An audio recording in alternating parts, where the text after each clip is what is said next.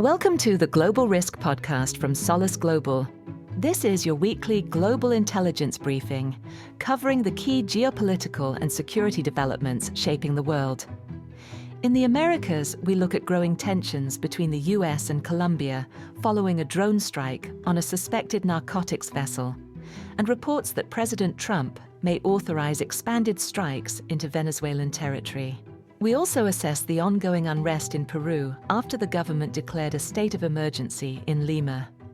In Europe, the Middle East, and Africa, we cover the collapse of the planned US-Russia Budapest summit, and new Ukrainian strikes inside Russia, an escalating al-Qaeda resurgence in southern Yemen, and political maneuvering in Zimbabwe as the ruling party extends President Mnangagwa's term. And in Asia-Pacific, we assess fragile peace talks between Afghanistan and Pakistan following cross-border clashes and airstrikes in Kabul. Expert insight, clear analysis, and the context you need, all in one concise briefing. We begin in the Americas, where a US drone strike on a Colombian-origin vessel has sharply worsened relations between Washington and Bogotá. On October 17th, the US military carried out its sixth drone strike on a suspected drug smuggling vessel in the Caribbean Sea, killing 3 people on board. The targeted vessel was reportedly operating in international waters within the area of responsibility of the U.S. Southern Command SOUTHCOM. According to U.S. sources, the vessel was linked to the National Liberation Army, or ELN, a far-left guerrilla group based in Colombia that is widely believed to be involved in narcotics cultivation and trafficking. Following the strike, U.S. Secretary of War Pete Hegseth announced that U.S. strikes on drug trafficking vessels in the region will continue. He characterized the groups involved as the al-Qaeda of the Western Hemisphere, saying they use violence, murder, and terrorism to impose their will and threaten national security, and that, like al-Qaeda, they will be hunted and killed. Bogotá, however, denied that the vessel was linked to the ELN and said the strike violated Colombian sovereignty. Colombian officials claimed the attack occurred within Colombia's territorial waters, inside 12 nautical miles of the shoreline. Now, our intelligence team's assessment. A video released by the US military shows the targeted vessel to be a low-profile speedboat, consistent with the type commonly used by drug traffickers. The decision to release the footage is likely an effort by SOUTHCOM to shape the narrative and counterclaims that US forces may have targeted civilian or non-combatant vessels. Accusations promoted by both Venezuela and Colombia. However, if the strike did indeed take place within Colombia's sovereign waters, it would almost certainly represent a major escalation. The incident has already triggered a rapid deterioration in bilateral relations between Washington and Bogotá. President Trump has responded to the incident by suspending U.S. aid to Colombia and accusing Colombian President Gustavo Petro, himself a former guerrilla leader, of being an illegal drug dealer. He cited official figures showing that cocaine production in Colombia has risen by roughly 70% during Petro's administration. In response, Bogotá has recalled its ambassador to Washington, deployed troops along the Venezuelan border, and suspended all arms purchases from the U.S., its largest military supplier. While the Trump administration's strategy of targeting vessels linked to Venezuela may serve to further isolate Caracas and cut off its revenue streams, the expansion of such operations elsewhere in the region risks backfiring. Washington now risks alienating otherwise cooperative governments in the region. Continued U.S. military actions are highly likely to reinforce anti-U.S. narratives promoted by Venezuela, as well as by other regional actors and global powers. This approach may also erode vital regional mechanisms such as intelligence sharing, law enforcement cooperation, and broader joint counter-narcotics operations. In the longer term, it could weaken U.S. influence across the Western Hemisphere, creating openings for adversarial powers, including Russia and China, to expand their presence and influence in Latin America. Still in the region, President Trump is considering expanding counter-narcotics strikes into Venezuelan territory, a move that would mark a major escalation. On October 22nd, President Trump stated that his administration has the legal authority to target Venezuelan-linked vessels suspected of narcotics smuggling, and indicated that he may seek congressional approval before authorizing strikes on land. Trump asserted that the U.S. is totally prepared to hit traffickers on shore, adding, "We'll probably go back to Congress and explain exactly what we're doing when they come to the land." His comments followed 2 U.S. strikes on suspected narcotics smuggling vessels in the Eastern Pacific, off the Colombian coast, the first such strikes against traffickers outside the Caribbean region. U.S. Secretary of War Pete Hegseth said the vessels were traveling along a known narco-trafficking route, and again described the traffickers as narco-terrorists, drawing comparisons with al-Qaeda. Now our team's assessment. The Trump administration is currently invoking the framework of a non-international armed conflict, NIAC, to justify its strikes against alleged narcotics trafficking vessels in international waters. This legal approach effectively positions the United States as being in an ongoing armed conflict with transnational criminal and terrorist networks. The NIAC framework has previously been used to justify strikes against foreign terrorist organizations abroad without requiring prior congressional approval or host nation consent. President Trump's stated intent to involve Congress is therefore likely aimed at reinforcing both the legality and legitimacy of any potential land-based operations. It would also help secure bipartisan backing, given that conducting strikes on the territory of a sovereign state would almost certainly mark a major escalation, carrying far greater political, legal, and diplomatic risks.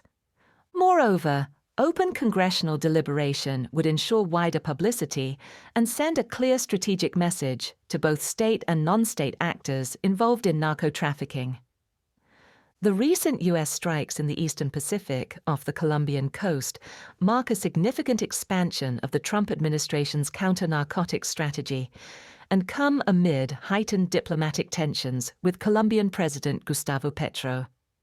These expanded operations likely fall within the existing NIAC framework and are expected to increase in frequency. One of the Pacific's strikes reportedly targeted the Colombia-based National Liberation Army, a leftist guerrilla group designated as a foreign terrorist organization, long suspected of deep involvement in narcotics trafficking, and believed to maintain links with the Maduro regime in Venezuela. However, this geographical and target expansion could signal an early indication that Washington is prepared to broaden its campaign beyond Venezuelan-linked entities to include other regional actors involved in the drug trade. While this expansion carries major diplomatic risks, it is likely intended to send a strong message to regional governments such as Mexico and Colombia that Washington is prepared to unilaterally escalate counter-narcotics operations if it perceives them as failing to act decisively against trafficking networks. Notably, although President Trump's remarks on potential land strikes were made in the context of Venezuela, he did not explicitly name the country. This omission was likely deliberate, creating a degree of strategic ambiguity. In theory, the expansion of the campaign to include land-based strikes could apply to any country hosting a U.S.-designated foreign terrorist organization involved in narcotics trafficking. This would not only encompass Venezuela, but could also extend to Colombia, Ecuador, and, most significantly, Mexico, which remains the primary hub for narcotics entering the United States, and a country that Trump has repeatedly threatened to target with unilateral military action against drug cartels. Now in Peru, unrest continues as the government declares a state of emergency in Lima, following violent protests over corruption and economic instability. Anti-government demonstrations, which began on September 20th, escalated sharply on October 15th, when thousands gathered in the capital. Hundreds clashed with police outside the Congress building, prompting security forces to respond with tear gas. According to figures from the Ombudsman's office, at least 102 people were hospitalized due to injuries sustained during the clashes, 78 of them police officers. One protester, identified as the popular rapper Eduardo Ruiz, was killed after being shot by security forces. The police have since identified and detained the officer responsible, who has been dismissed from his position. The protests have been directed at the government of President José Herri, who took office following the impeachment of former President Dina Boluarte on October 10th. The demonstrations have been driven by deep frustration over corruption, chronic political instability, and rising crime rates. The immediate trigger was a law passed on September 5th, requiring all Peruvians over the age of 18 to join a pension provider, despite widespread job insecurity and informal employment. While the unrest has been concentrated in Lima, protests have also spread to Arequipa, Callao, Cusco, and Puno. In the northern regions of Lambayeque and Piura, fishermen's strikes and demonstrations have added further momentum to the nationwide movement. In response to the escalating unrest, Prime Minister Ernesto Alvarez announced on October 16th that the government would declare a state of emergency, with a possible curfew under consideration.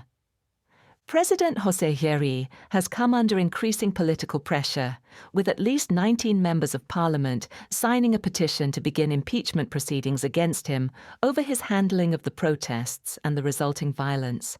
However, the motion requires 33 signatures to advance. Despite the turmoil, President Herri has stated that he will not resign, even as lawmakers voted to reject a censure motion against the board of directors he chairs. On October 22nd, Prime Minister Alvarez confirmed the imposition of a state of emergency across metropolitan Lima and the neighboring province of Callao. Now, our intelligence assessment. Despite President Herri's pledge that the death of Eduardo Ruiz would be objectively investigated and that those responsible would face the full force of the law, the killing has almost certainly intensified anti-government sentiment and further inflamed protests. Public anger has been compounded by President Herri's refusal to step down, despite growing pressure from Parliament and mounting nationwide discontent.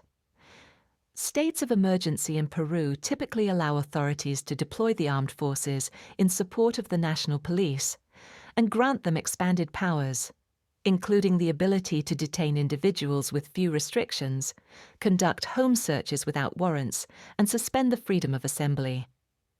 While the current 30-day measure has been declared in response to the country's growing crime wave, it is highly likely also intended to serve a dual purpose: to appease public criticism over rising crime while simultaneously curbing large-scale demonstrations by restricting the right to protest.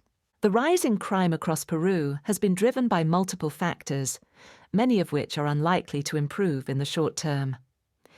Economic hardship, political instability, corruption, and weak law enforcement have all contributed to the country's worsening security environment. The primary driver, however, is almost certainly the growing influence of transnational organized crime groups, which increasingly view Peru as a key hub for their operations. If crime rates continue to rise at the current pace, there is a realistic possibility that the Peruvian government will be compelled to adopt far more severe security measures, similar to those implemented in El Salvador and Ecuador. This could include mass arrests, prolonged military deployments, and the suspension of certain civil liberties in an effort to curb the power of organized crime networks. The state of emergency imposed in 2022 failed to quell civil unrest and instead led to widespread allegations of human rights abuses, including the use of live ammunition against protesters and reports of forced disappearances. Despite the crackdown, demonstrations continued for months, fueled by anger over the perceived excessive use of force by security personnel. It is therefore likely that the current state of emergency, if it results in similarly harsh security measures, will further inflame public anger and exacerbate protests rather than suppress them. Now turning to Europe, the Middle East, and Africa, where the collapse of the planned US-Russia Budapest summit has underscored the deepening deadlock over Ukraine. On October 16th, US President Donald Trump and Russian President Vladimir Putin spoke by telephone and agreed to hold a meeting in Budapest, Hungary, in the coming weeks to discuss a possible end to the war in Ukraine. The following day, on October 17th, Trump met with Ukrainian President Volodymyr Zelensky at the White House. According to reports, the meeting was tense. Trump informed Zelensky that he does not intend to sell Tomahawk missiles to Ukraine for now, later telling the press that the US needs Tomahawks for ourselves too. During the talks, US Special Envoy Steve Witkoff reportedly tested the waters on whether Ukraine would consider ceding the entire Donbas region to Russia, a proposal that Zelensky flatly rejected, according to sources who briefed journalists. Trump subsequently called for freezing the conflict along the current front lines. A follow-up call between U.S. Secretary of State Marco Rubio and Russian Foreign Minister Sergei Lavrov on October 20th resulted in the proposed Budapest talks being suspended. President Trump later remarked that he did not want to have a wasted meeting, and subsequently confirmed that the summit had been cancelled. The following day, on October 21st, Ukrainian forces launched an attack on a Russian chemical plant in the Bryansk region using British-supplied Storm Shadow cruise missiles. Shortly after the strike, the Wall Street Journal published an exclusive report claiming that the Trump administration had lifted key restrictions on Ukraine's use of Western-provided missiles against targets inside internationally recognized Russian territory, approval that would be required due to the reliance on American targeting data. Trump responded by denouncing the report as fake news, insisting that the United States has nothing to do with those missiles, where they may come from, or what Ukraine does with them. On October 22nd, Trump announced a new round of sanctions targeting two of Russia's largest oil exporters, Rosneft and Lukoil. Now our team's assessment. The proposed Budapest summit would have been difficult to organize, not least because of the logistical and security challenges surrounding President Putin's travel. To avoid the airspace of EU member states that might seek to arrest him, Putin's aircraft would likely have had to take a complex route, flying over the Adriatic and then through Bosnia and Herzegovina, Albania or Montenegro, before entering Hungary via Serbia. However, the primary reason for the summit's collapse is almost certainly the deep strategic impasse between Washington and Moscow. The U.S. proposal sought to freeze the conflict along the current front lines, whereas Russia continues to insist on securing full control of the Donbas as a precondition for any meaningful peace negotiations. Moscow's demand for a full Ukrainian withdrawal from Donetsk Oblast poses an existential threat to Ukraine's sovereignty if realized. The region has witnessed some of the fiercest and most sustained fighting of the war, with Ukrainian forces inflicting heavy losses on Russian troops.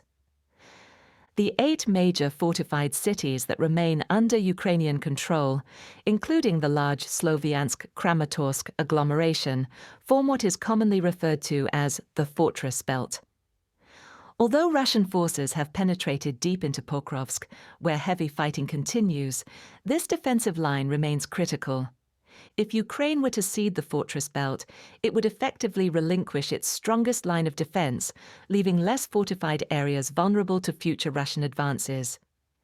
It is therefore highly likely that Kiev would only consider such a withdrawal if provided with credible international security guarantees, assurances against future Russian reinvasion, and protection for withdrawing forces. However, the Kremlin has so far firmly rejected any such guarantees. Trump's remarks about the U.S. needing Tomahawks for ourselves likely reflect concerns within the Pentagon that the U.S. is expending Tomahawk missiles faster than they are being replaced. Since 2022, only 202 Tomahawks have been procured, while at least 124 have been used in strikes against the Yemen-based Houthis and Iranian targets since 2024. The Trump administration has almost certainly used the threat of supplying Tomahawks to Ukraine as leverage to pressure the Kremlin into negotiations, a tactic that likely influenced the initial agreement for a Budapest summit on October 16th.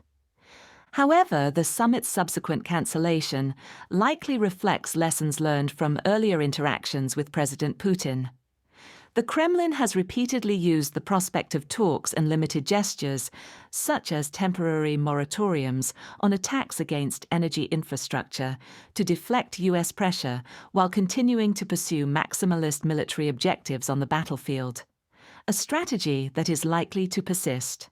The Ukrainian strike on the Bryansk chemical plant was quickly followed by a wave of large-scale combined drone and missile attacks by Russian forces against multiple Ukrainian cities. These layered aerial assaults occur regularly and are likely to intensify as winter approaches, with Russian planners seeking to degrade Ukraine's energy infrastructure while battlefield conditions limit opportunities for major advances, a pattern seen during previous winters. However, such attacks are increasingly likely to be carried out in direct retaliation for Ukrainian strikes, such as the Storm Shadow attack, or in response to diplomatic developments viewed by Moscow as favorable to Kiev. There is a realistic possibility that Ukraine's use of a British-supplied weapon system will raise the risk of Russian retaliation targeting assets linked to the UK within Ukraine, thereby heightening the threat profile for British nationals and businesses operating in the country. Moving on to the Middle East, where al-Qaeda carried out the Arabian Peninsula's largest attack in years, a major assault on Yemeni forces in the south of the country. On October 21st, fighters from al-Qaeda in the Arabian Peninsula, AQAP, launched a large-scale attack in the Al-Mafad district of Abyan Governorate, southern Yemen. The assault targeted the local headquarters of a Southern Transitional Council (STC) unit, the 1st Support and Logistics Brigade. According to local reports, AQAP initiated the attack by detonating 1 or 2 suicide vehicle-borne improvised explosive devices to breach the perimeter. This was followed by several Ingimasi attackers, shock troops armed with light weapons and, in some cases, suicide vests. Sources indicate that at least 5 suicide belts were detonated during the assault. While the attack was ultimately repelled, at least 9 STC troops were killed, though some reports suggest the death toll was considerably higher, and an unspecified number were wounded. 7 AQAP fighters were also reported killed in the fighting. Now our intelligence team's assessment. The attack marks al-Qaeda in the Arabian Peninsula's largest and most sophisticated operation in years, both in the scale of assets deployed and in the level of casualties inflicted on Southern Transitional Council forces. Some reports suggest the assault may have been a response to recent STC counter-terrorism operations. However, regardless of its immediate trigger, the incident almost certainly indicates a significant uptick in al-Qaeda in the Arabian Peninsula's operational tempo. It may also reflect recent changes in the group's leadership. In 2024, AQAP leader Khalid al-Batarfi was reported to have died and was succeeded by Shura Council member Saad Muhammad Atef al-Awlaki. Al-Awlaki is widely viewed as far more aggressive than his predecessor, particularly with regard to foreign operations. By mid-2025, reports of an emerging partnership between the Houthis and al-Shabaab, reportedly facilitated by AQAP despite their ideological differences, appear to confirm this assessment. Although the recent assault in Al-Mafad was ultimately repelled, AQAP's ability to mount such a complex and lethal operation suggests that further attacks of similar scale are highly likely in the near term. Moving on to Africa, where in Zimbabwe, the ruling ZANU-PF party has voted to extend President Mnangagwa's term, despite mounting public frustration and a struggling economy. On October 17th, protesters gathered in Harare following a call by opposition figure Blessed Geza for a million-man march. The demonstrations aimed to voice public anger over what organizers described as state capture and grand corruption by a network of powerful businessmen allegedly shielded by President Mnangagwa, as well as opposition to Zimbabwe African National Union, Patriotic Front's efforts to prolong his rule. While official turnout figures were not released, only 10 protesters were arrested, suggesting that participation was likely very low. Authorities claimed that stones, boulders, and other projectiles were found near the protest site, accusing demonstrators of attempting to incite violence. The day before the demonstrations, the Zimbabwe Republic Police, ZRP, issued a warning stating that acts of violence, threats, vandalism, or incitement to commit crime will be severely dealt with in line with the country's laws. Any attempts to engage in unlawful demonstrations, gatherings, or processions will be met with the full wrath of the law. Ahead of the planned protests, a heavy security presence was reported across Harare. The ZRP's anti-riot units were deployed throughout the central business district, with Africa Unity Square completely cordoned off. Police officers were also stationed at key intersections. On October 19th, the ruling ZANU-PF party voted to extend President Emmerson Mnangagwa's term by 2 years, allowing him to remain in office until 2030. His current term is due to end in 2028, with the constitution stipulating a 2-term, 5-year limit. Opposition figures have condemned the move as unlawful. Now our assessment. The decision to extend President Mnangagwa's term was made amid an intensifying internal power struggle and growing public anger over corruption. Vice President and former Army General Constantino Chiwenga, widely seen as Mnangagwa's main rival, was recently accused of treason after a confidential memo leaked on October 7th, in which he warned the president against repeating the sins of the past, a reference to Robert Mugabe's authoritarian rule over ZANU-PF. Chiwenga has long opposed any move to extend Mnangagwa's tenure and leads a powerful anti-Mnangagwa faction within the party. His ally, opposition figure Blessed Geza, has openly called for Chiwenga to assume the presidency and take control of ZANU-PF. Chiwenga has not yet publicly commented on the decision to extend Mnangagwa's rule. President Mnangagwa's popularity has steadily declined amid deepening economic turmoil. Zimbabwe's economy has stagnated under his leadership, marked by persistent currency instability, abrupt policy reversals, widespread corruption, and the continued legacy of controversial land seizures, all of which have severely undermined investor confidence. Hyperinflation remains a defining feature of Zimbabwe's economic crisis, reaching 676% in March 2020, and again surging to 191% in June 2022. Although the government introduced a new currency in April 2024, sharp disparities between official and parallel exchange rates persist, leaving most Zimbabweans unwilling to trade at the official rate. Compounding the crisis, recurring droughts and broader environmental challenges have further strained food security and livelihoods. While official figures place unemployment at around 15%, the vast majority of Zimbabweans depend on informal or subsistence work to survive. Despite widespread perceptions of corruption and economic instability, many Zimbabweans have been reluctant to protest. The government responds swiftly to demonstrations, often imposing heavy security crackdowns and treating public gatherings as threats to national security. Arbitrary detentions are common, and human rights organizations have reported that many detainees are held without trial. Geza attempted to organize large-scale protests in March 2025, but turnout was very low. Geza and Chiwenga are expected to call for further nationwide demonstrations following ZANU-PF's decision to extend Mnangagwa's term. However, the government will almost certainly deploy a strong security presence once again, a move likely to discourage many from joining the protests. Finally, in Asia-Pacific, peace talks between Afghanistan and Pakistan have begun in Doha, though the ceasefire remains fragile following recent cross-border airstrikes. On October 18th, senior Pakistani and Afghan officials met in Doha, Qatar, for the first round of discussions following several days of heightened tensions and clashes along the border. The talks were convened to address Pakistan's recent airstrikes on Afghan territory, including in Kabul.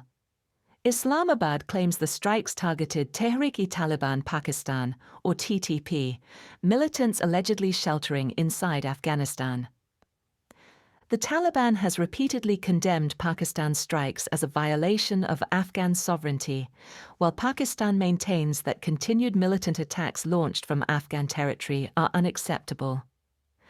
The talks in Doha mark the first high-level diplomatic engagement between the two countries in several months. They are intended to de-escalate hostilities and lay the groundwork for a bilateral security mechanism to prevent further border incidents. Now, our intelligence assessment. While the Doha talks represent an important step towards easing tensions, the current ceasefire remains extremely fragile.